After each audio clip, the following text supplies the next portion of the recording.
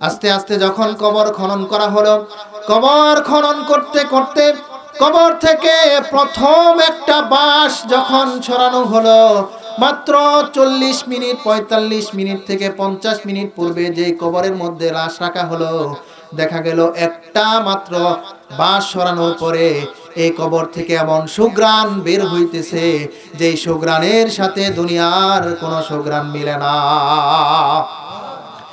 মুসলমান বন্ধুরা, সকলে আশ্চর্য হয়ে গেল, কোথা থেকে আসে এই সুঘ্রাণ। আস্তে আস্তে যখন কবরের আরো কয়েকটা বাঁশ সরানো হলো, দেখা গেল সুঘ্রাণ আরো বৃদ্ধি পাইতেছে। কবরের ভিতরে দেখানো তাকানো হলো, দেখা গেল এটা আর 3.5 হাত কবর নয়, এটা তো চোখের দৃষ্টি যত দূর পর্যন্ত যায় তত দূর পর্যন্ত বিস্তৃত হয়ে গেছে। আমরা যদি আল্লাহ পাক রব্বুল আলামিনকে জিজ্ঞেস করি, আল্লাহ আপনি আমাদেরকে কেন সৃষ্টি করেছেন, সেইটাও আপনি আমাদেরকে একটু জানিয়ে দেন। আল্লাহ পাক রব্বুল আলামিন ডাক দিয়ে বলেন, ওয়ামা খালাকতুল জিন্না ওয়াল ইনসা ইল্লা লিয়াবুদুন। আমি মানব এবং জিন্নাতকে সৃষ্টি করেছি একমাত্র আমি আল্লাহর ইবাদত করার জন্য। আল্লাহকে যদি আমরা জিজ্ঞেস করে, আল্লাহ বুঝলাম আপনি আমাদেরকে আপনার ইবাদত বন্দেগী করার জন্য সৃষ্টি করেছেন, আপনার ইবাদত বন্দেগী কতদিন পর্যন্ত করতে হবে এটাও আপনি আমাদেরকে একটু জানিয়ে দেন। কারণ দুনিয়ার নিয়ম হচ্ছে, কোনো মানুষ যদি কোনো কল কারখানায় চাকরি করে, কোনো সরকারি অফিসার পদে যদি চাকরি করে, তাহলে তার চাকরির একটা সময় নির্ধারণ করা থাকে। সকাল 10টা থেকে বিকাল 5টা পর্যন্ত, সকাল 9টা থেকে 6টা, সন্ধ্যা 6টা পর্যন্ত ডিউটির একটা সময় নির্ধারণ করা থাকে। আয় আল্লাহ, আপনি আমাদেরকে আপনার ইবাদত নামক বন্দেগী করার জন্য যে আমাদেরকে সৃষ্টি করলেন, আপনার ইবাদত কতদিন পর্যন্ত করতে হবে এটাও আপনি আমাদেরকে একটু জানিয়ে দেন। আল্লাহ পাক রব্বুল আলামিন ডাক দিয়ে বলেন, ওয়াবুদ রাব্বাকা হাত্তা ইয়াতিয়াকাল ইয়াকিন। তোমাদের নিকট মৃত্যু আসার আগ পর্যন্ত তোমরা তোমাদের প্রতিপালকের ইবাদত করতে থাকো। তাহলে আল্লাহ পাক রব্বুল আলামিন আপনাকে আমাকে অনর্থক সৃষ্টি করেন নাই। সৃষ্টি করার একটা উদ্দেশ্য হলো, আপনাকে আমাকে আল্লাহ সৃষ্টি করেছেন আল্লাহর ইবাদত করার জন্য। কতদিন করতে হবে সেইটাও আল্লাহ পাক রব্বুল আলামিন আমাদেরকে জানিয়ে দিয়েছেন। অর্থাৎ আমাদেরকে মৃত্যু পর্যন্ত ইবাদত করতে হবে, অর্থাৎ আমাদেরকে মৃত্যুবরণ করতেই হবে। আল্লাহ পাক রব্বুল আলামিন ডাক দিয়ে বলেন, কুল্লু নাফসিন যায়িকাতুল মাউত। প্রাণী বলতে এই পৃথিবীর বুকে যা কিছু আছে, একদিন না একদিন সকলকেই মৃত্যুবরণ করতে হবে। আমরা যদি আল্লাহকে প্রশ্ন করি, আল্লাহ আমি বাংলাদেশের মানুষ, মৃত্যু তো বর্জন করতে হবে। আমি যদি বাংলাদেশ থেকে ভারতে চলে যাই, আমেরিকায় চলে যাই, এমনকি আমি যদি রাশিয়ায় চলে যাই, তাহলে কি মৃত্যু থেকে পলায়ন করে বাঁচতে পারবো কিনা? আল্লাহ পাক রব্বুল আলামিন ডাক দিয়ে বলেন, কুল্লাই ইয়ানফাকুমুল ফিরারু ইন ফারারতুম মিনাল মাউতি বিল কাতলি। মৃত্যু থেকে যতই তোমরা পলায়ন করো না কেন, এই মৃত্যু থেকে পলায়ন করে তোমরা বাঁচতে পারবে না। আল্লাহকে যদি আমরা প্রশ্ন করে, আল্লাহ যেহেতু আমরা মৃত্যু থেকে পলায়ন করে বাঁচতে পারবো না, আমরা যদি এমন একটা ঘর বানাই যেই ঘরের মধ্যে মশা মাছি পর্যন্ত প্রবেশ করতে পারবে না, ও আল্লাহ এমন ঘর বানানোর পরে যদি সেই ঘরের মধ্যে আমরা প্রবেশ করি, তাহলে কি মৃত্যু থেকে বাঁচার কোনো সুযোগ আছে কিনা? আল্লাহ পাক রব্বুল আলামিন ডাক দিয়ে বলেন, আইনামা তাকুনু ইউদরিকুমুল মাউত ওয়ালাউ কুনতুম ফি বুরুজিম মুশাইয়াদা। যেখানেই তোমরা থাকো না কেন, মৃত্যু তোমাদের সামনে উপস্থিত হয়ে যাবে। এমনকি তোমরা যদি শক্ত কোনো দুর্গের ভিতরে প্রবেশ করো, সেই জায়গার মধ্যেও মৃত্যু তোমাদের সামনে উপস্থিত হয়ে যাবে। মৃত্যু থেকে তোমরা কেউ বাঁচতে পারবে না। যেহেতু আমাদের মৃত্যুবরণ করতে হবে, আমরা যদি কাফের হয়ে মৃত্যুবরণ করি, তাহলে আমাদের মৃত্যুটা কেমন হবে? আর যদি আমরা ঈমান নিয়ে মৃত্যুবরণ করি, তাহলে আমাদের এই মৃত্যুটা কেমন হবে এটাও আমাদের একটু জানা দরকার। রাসূল সাল্লাল্লাহু আলাইহি ওয়াসাল্লাম মিশকাত শরীফের 1630 নম্বর হাদিসের মধ্যে বলেন, সাহাবী বারা ইবনে আযিব রাদিয়াল্লাহু তাআলা আনহু বলেন, একদিন আমরা রাসূল সাল্লাল্লাহু আলাইহি ওয়াসাল্লামের সাথে একজন আনসারী সাহাবীর জানাজা নামাজ পড়ার জন্য রওনা করলাম। ঘটনাক্রমে যেই বাড়িতে যাচ্ছিলাম তার বাড়িতে যাওয়ার পূর্বে কবরস্থান পড়ে গেল। এই কবরস্থান দেখে রাসূল সাল্লাল্লাহু আলাইহি ওয়াসাল্লাম এমন একটা জায়গার মধ্যে বসে গেলেন যেই জায়গার মধ্যে এখন পর্যন্ত কবর খনন করা হয় নাই। সাহাবী বলেন, আমরা রাসূল সাল্লাল্লাহু আলাইহি ওয়াসাল্লামের চতুর্পাশে এমন ভাবে বসে গেলাম, এমন শান্ত শিষ্টভাবে বসলাম, আমাদের মাথার মধ্যে পাখি বসলেও টের পাবে না, এমন স্থিরভাবে আমরা রাসূলের পাশে বসে গেলাম। রাসূল সাল্লাল্লাহু আলাইহি ওয়াসাল্লামের হাতে একটি লাঠি ছিল। এই লাঠি দিয়ে রাসূল মাটির মধ্যে কি যেন আঁকাআঁকি করতেছিলেন। দীর্ঘক্ষণ পার হওয়ার পরে রাসূল সাল্লাল্লাহু আলাইহি ওয়াসাল্লাম মাথা তুললেন। মাথা তুলে সাহাবীদেরকে ডাক দিয়ে বললেন, হে সাহাবায়ে কেরাম, ইস্তাঈযু বিল্লাহি মিন আযাবিল কবরি মাররাতাইনি আও সালাসান। রাসূল সাহাবীদেরকে ডাক দিয়ে বললেন, হে সাহাবায়ে কেরাম, তোমরা এই কবরের আযাব থেকে আল্লাহ পাক রব্বুল আলামিনের কাছে বেশি থেকে বেশি তওবা করতে থাকো, বেশি থেকে বেশি আল্লাহ পাক রব্বুল আলামিনের কাছে ক্ষমা প্রার্থনা করতে থাকো। কারণ একটা মুমিন বান্দার নিকট যখন মৃত্যু এসে যায়, মৃত্যুর সময় যখন তার ঘনিয়ে আসে, এই মৃত ব্যক্তির আত্মাটা নেওয়ার জন্য আসমান থেকে আল্লাহ পাক রব্বুল আলামিন সুন্দর চেহারা বিশিষ্ট অসংখ্য অগণিত ফেরেশতা তার কাছে পাঠিয়ে দেন।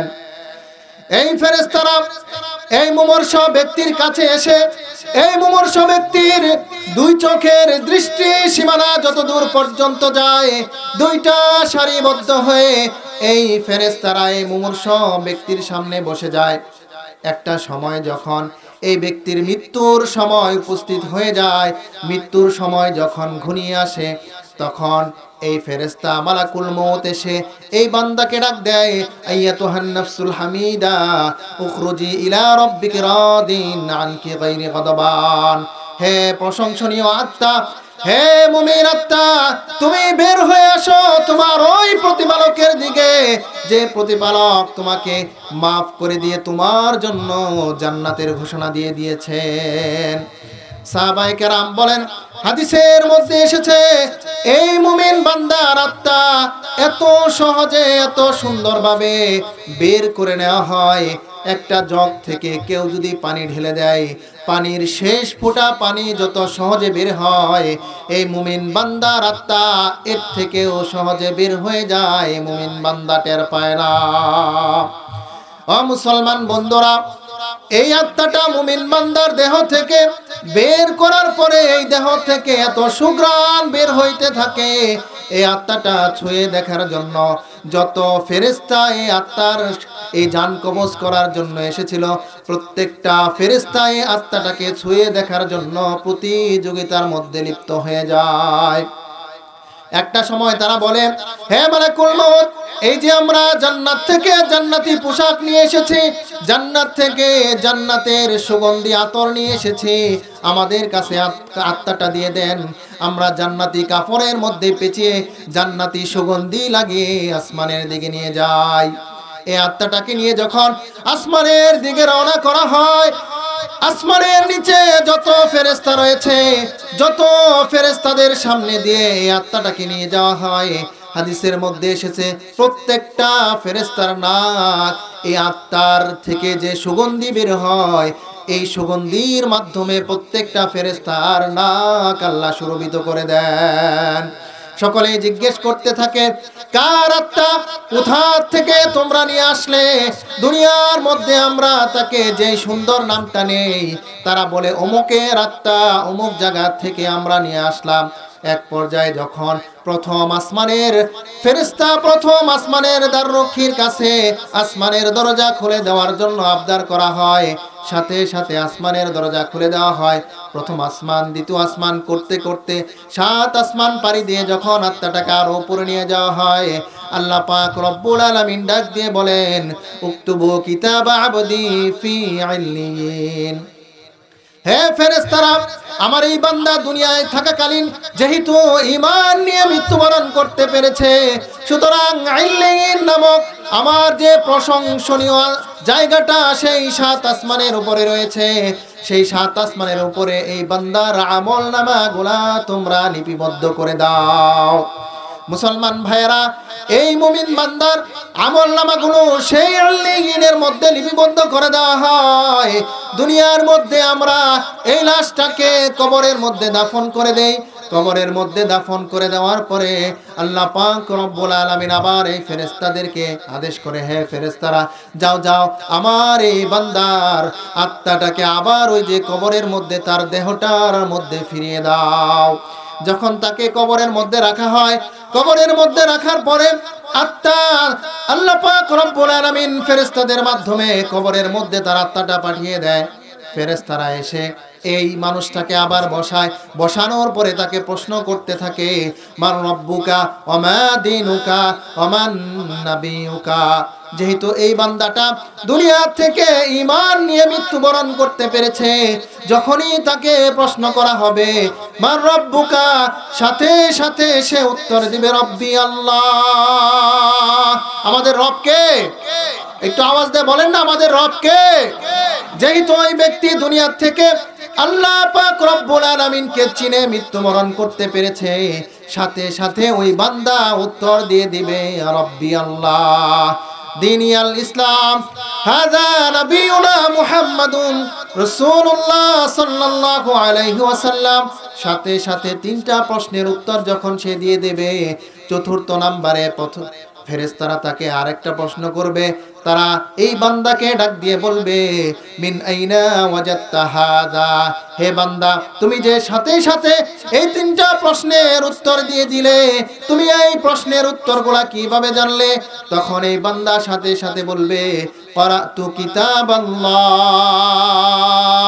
আমি দুনিয়ার মধ্যে যখন ছিলাম তখন আমি কোরআনে কারীম তেলাওয়াত করেছি।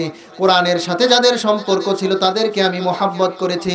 কোরআনের তালিম যেখানে হয় সেইখানের সাথে আমি সম্পর্ক রেখেছি, যার কারণে আমি আজকে তোমাদের সামনে এই প্রশ্নগুলোর উত্তর সাথে সাথে দিতে পারলাম। সুবহানাল্লাহ। তাহলে এই কোরআনে কারীম তেলাওয়াত করার দরকার আছে না নাই? এই কোরআনে কারীমের শিক্ষক যারা, তাদের সাথে আমাদের সম্পর্ক রাখার দরকার আছে না নাই? এই কোরআনে কারীম যেখানে শিক্ষা দেওয়া হয়, এই মাদ্রাসাগুলোর সাথে আমাদের সম্পর্ক রাখার দরকার আছে না নাই? ও মুসলমান বন্ধুরা, এই কোরআনে কারীমের সাথে যারা সম্পর্ক রাখতে পারবে, শুধুমাত্র সম্পর্ক, আপনি বলতে পারেন হুজুর আমি তো এখন বৃদ্ধ হয়ে গেছি, কোরআনে কারীম তেলাওয়াত করতে পারি না, তাহলে আমার কি উপায় হবে? আমি তো কোরআনের একটা অক্ষরও পড়তে পারি না, আমার কি মাপ পাওয়ার কোনো সুযোগ নাই? আল্লাহ কি মাপ পাওয়ার কোনো সুযোগ রাখে নাই? অবশ্যই আল্লাহ পাক রব্বুল আলামিন রেখেছে। আপনি কোরআন পড়তে পারেন না, শুধুমাত্র অন্তরের থেকে যদি কোরআনের সাথে একটু মোহাব্বত রাখতে পারেন, এই মোহাব্বত রাখার কারণেও আল্লাহ পাক রব্বুল আলামিন আপনাকে মাফ করে দিতে পারে। ও মুসলমান, ছোট্ট একটা কাহিনী আপনাদেরকে শোনাই। কোরআনের সাথে শুধুমাত্র যদি আপনি সম্পর্ক রাখতে পারেন, তাহলে আল্লাহ পাক রব্বুল আলামিন আপনাকে কিভাবে মাফ করে দিতে পারেন। ও মুসলমান, ভারতের এমন একটা অঙ্গরাজ্য, যে অঙ্গরাজ্যের মধ্যে মুসলমান খুবই অল্প সংখ্যক ছিল, মাদ্রাসা বলতে ছিল না, মসজিদ একটা মসজিদ ছিল। বাংলাদেশের মধ্যেও এখনো এমন অঞ্চল আছে যে অঞ্চলের মধ্যে সারা গ্রাম খুঁজলে একজন হুজুরও খুঁজে বের করা যায় না, ঠিক কিনা বলেন? ওই রকম ভারতের একটা অঙ্গরাজ্য, যেখানে হুজুর বলতে মানুষ নাই। একটা মানুষ মারা গেলে কিভাবে দাফন করতে হয় তারা সেইটা জানে না। ঘটনাক্রমে এই এলাকার হুজুর যাকে রাখেছিল, তার বাড়িটা ওইখান থেকে আরো 300-400 কিলোমিটার দূরে। হুজুর যখন বাড়িতে গিয়েছে, এমন অবস্থার মধ্যে ওই গ্রামের মধ্যে একজন মানুষের ইন্তেকাল হয়েছে, একটা মানুষ মারা গেছে। এই গ্রামের মানুষেরা চিন্তায় পড়ে গেল, কিভাবে আমরা এই মানুষটাকে কবরের মধ্যে রাখবো? আমরা তো কিভাবে তাকে জানাজার নামাজ পড়াতে হয় সেইটা জানি না, কবরের মধ্যে রাখতে কি দোয়া পড়তে হয় সেইটাও জানি না। মানুষগুলা অস্থির হয়ে গেল, চিন্তায় পেরেশান। কিন্তু চিন্তা করে লাভ কি হবে? যেহেতু হুজুর নাই, সেই তো কাজটা তো তাদেরকেই করতে হবে। তারা কোনো মতে এই লাশটাকে গোসল দিয়ে কাফন পরিয়ে এই লাশটাকে নিয়ে তারা বড় সদর রাস্তার দিকে রওনা করলো। তারা চিন্তা করলো হয়তো সদর রাস্তা দিয়ে কোনো হুজুর যাইতে পারে, কোনো আলেম যাইতে পারে, তাকে আমরা বলবো আমাদের এই লাশটার আপনারা জানাজা করে দেন, যাতে করে আমরা এই লাশটাকে একটু কবরস্থ করতে পারি। দেখা গেল সকাল বেলা নিয়ে বসেছে, প্রায় বেলা অনেক দূর উঠে গেছে, কোনো মানুষের দেখা নাই। অপেক্ষা করতে করতে করতে করতে দেখা গেল একজন মানুষ আসতেছে সাইকেল চালিয়ে, তার মুখে দাঁড়িয়ে, মাথায় টুপি, গায়ে লম্বা জামা। মানুষেরা সকলেই তাকে গিয়ে ধরলো, হুজুর আপনি একটু আমাদেরকে এই বিপদ থেকে উদ্ধার করেন, আমাদের এই ভাইটা সেই রাতের বেলা মৃত্যুবরণ করেছে, কিন্তু আমরা তার জানাজা নামাজ পড়াইতে পারতেছি না। আপনি যদি আমাদেরকে এই সাহায্যটা না করেন, তাহলে এই লোকটাকে জানাজা ছাড়াই আমাদেরকে কবরে নামাতে হবে। এই হুজুর চিন্তা করলো, যেহেতু কঠিন বিপদ, এই লোকটা এই লাশটার জানাজা নামাজ পড়ালো। জানাজা নামাজ পড়ানোর পরে আবারও এই লোকগুলা ধরলো, ভাইরে যেহেতু উপকার একটু করেছেন, আর একটু উপকার আমাদের করেন। যেহেতু জানাজার নামাজটা আপনি পড়িয়েছেন, এখন এই লাশটাকে কবরের মধ্যে একটু রেখে এরপরে আপনি একটু বিদায় নিলে ভালো হয়।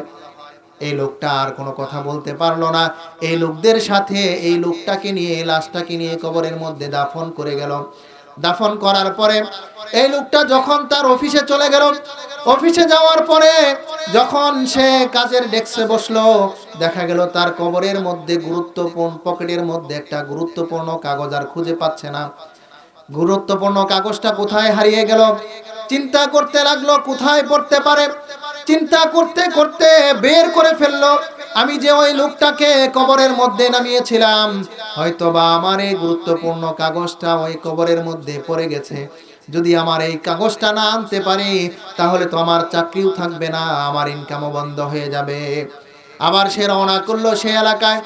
এলাকার লোকদেরকে গিয়ে বলতেছে, ভাই আমি তো তোমাদেরকে উপকার করলাম, কিন্তু আমি তো এখন বিপদের মধ্যে পড়ে গেছি, আমার গুরুত্বপূর্ণ একটা কাগজ হারিয়ে ফেলেছি, যে কাগজটা না থাকলে আমার তো চাকরি থাকে না। লোকেরা বলল, যেহেতু আপনি আমাদের উপকার করেছেন, সুতরাং কবর খনন করার যদি কোনো নিয়ম থাকে, তাহলে আপনি কবর খনন করে দেখতে পারেন। আস্তে আস্তে যখন এই কবরটা খনন করা শুরু হলো, এলাকার সকল মানুষ এই কবরের পাশে ভিড় করলো, কারণ কবর দেওয়ার পরে এতদিন পর্যন্ত এই কবর খনন করার কেউ দেখে নাই। আস্তে আস্তে যখন কবর খনন করা হলো, কবর খনন করতে করতে কবর থেকে প্রথম একটা বাঁশ যখন ছড়ানো হলো, মাত্র 40 মিনিট, 45 মিনিট থেকে 50 মিনিট পূর্বে যে কবরের মধ্যে লাশ রাখা হলো, দেখা গেল একটা মাত্র বাঁশ ছড়ানোর পরে এই কবর থেকে এমন সুঘ্রাণ বের হইতেছে, যেই সুঘ্রাণের সাথে দুনিয়ার কোনো সুঘ্রাণ মিলে না। মুসলমান বন্ধুরা, সকলে আশ্চর্য হয়ে গেল, কোথা থেকে আসে এই সুঘ্রাণ। আস্তে আস্তে যখন কবরের আরো কয়েকটা বাঁশ সরানো হলো, দেখা গেল সুঘ্রাণ আরো বৃদ্ধি পাইতেছে। কবরের ভিতরে যখন তাকানো হলো, দেখা গেল এটা আর 3.5 হাত কবর নয়, এটা তো চোখের দৃষ্টি যত দূর পর্যন্ত যায়, তত দূর পর্যন্ত বিস্তৃত হয়ে গেছে। এই লাশটাকে জান্নাতের পোশাক পরিয়ে দেওয়া হয়েছে, জান্নাতের ফুল দ্বারা এই লোকটাকে সজ্জিত করে দেওয়া হয়েছে। আর যে লোকটার কাগজ হারিয়ে গিয়েছিল, এই কাগজগুলাকে দেখা গেল কবরের একটা কোনায় সুন্দরভাবে ফুল দিয়ে রেখে দেওয়া হয়েছে। এই লোকটা তাড়াতাড়ি তার কাগজটা বের করে কবরটাকে আবার মাটি দিয়ে চলে আসলো। চলে আসার পরে সে লোকদেরকে জিজ্ঞেস করতেছে, যেহেতু আমার আজকে কাজে দেরি হয়েছে, দেরি হোক তাতে কোনো অসুবিধা নাই, কিন্তু যে মানুষটাকে মাত্র 40 মিনিট পূর্বে কবর দেওয়া হলো, এই মানুষটা কি এমন আমল করত, যে আমল করার কারণে 40 মিনিট পরেই তার কবরটা জান্নাতের বাগান হলো, এটাও আমার একটু জানা দরকার। মুসলমান ভাইয়েরা জিজ্ঞেস করতে লাগলো, এই মানুষটার কোনো আত্মীয় স্বজন জীবিত আছে কিনা। লোকেরা বলল, সে তো গরিব মানুষ, কৃষক ছিল, খেতে খামারে কাজ করত, তার তো আত্মীয় স্বজন বলতে তেমন কোনো কেউ বেঁচে নাই। তার একজন বোন রয়েছে, ওই যে অমুক জায়গায় তার বাড়ি। আপনার যদি কোনো কিছু জিজ্ঞেস করার থাকে, তাহলে আপনি তার কাছে গিয়ে জিজ্ঞেস করতে পারেন। আস্তে আস্তে আস্তে আস্তে যখন এই লোকটাকে ওই মহিলার কাছে নিয়ে যাওয়া হলো, মহিলাকে এই লোকটা ডাক দিয়ে বলল, মা, কি এমন আমল আপনার ভাই করত যে আমল করার কারণে আপনার ভাইকে কবরস্থানে রাখার সাথে সাথে আপনার ভাইয়ের কবরটা জান্নাতের বাগান হয়ে গেল? এই মহিলা ডাক দিয়ে বলতেছে, ও আলেম সাহেব, আমার ভাই তো তেমন কোনো আমল করতো না। আমার ভাই একজন কৃষক ছিল, আমার ভাই একজন অশিক্ষিত ছিল, তার তো কোনো কলমের জ্ঞান ছিল না, তার তো কোনো জ্ঞান ছিল না, সে তো কোনো আমলও করতে পারতো না।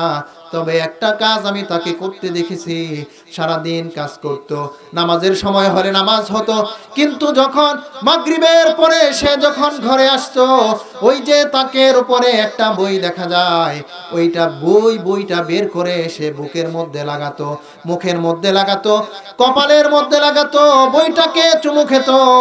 এছাড়া আর তো কোনো কাজ আমি তাকে করতে দেখি নাই। এই বইটা সে খুলতো, খোলার পরে বইয়ের প্রত্যেকটা লাইনের মধ্যে আঙ্গুল দিয়ে সে বলতো, এ भी मेरा रब का कलम है, मेरा रब जो कुछ कहा है सब सच्चा है। এটা আমার রবের কালাম, আমার রব যা বলেছেন সব সত্য বলেছেন। এই হুজুর ডাক দিয়ে বলল, মা, তাড়াতাড়ি বইটা আমার কাছে একটু নিয়ে আসেন।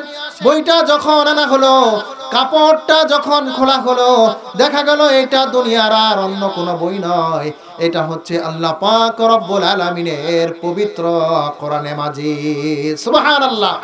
তাহলে মুসলমান দুনিয়ার মধ্যে থাকাকালীন যে অশিক্ষিত একটা লোক, কৃষক একটা লোক, সে কোনো লেখাপড়া জানতো না, দুনিয়ার মধ্যে সে কৃষিকাজ করত, খেতে খামারে কাজ করত, শুধুমাত্র কোরআনে কারিমের সাথে মোহাব্বত রাখতো, কোরআনে কারিমটাকে সে বুকে লাগাতো, মুখে লাগাতো।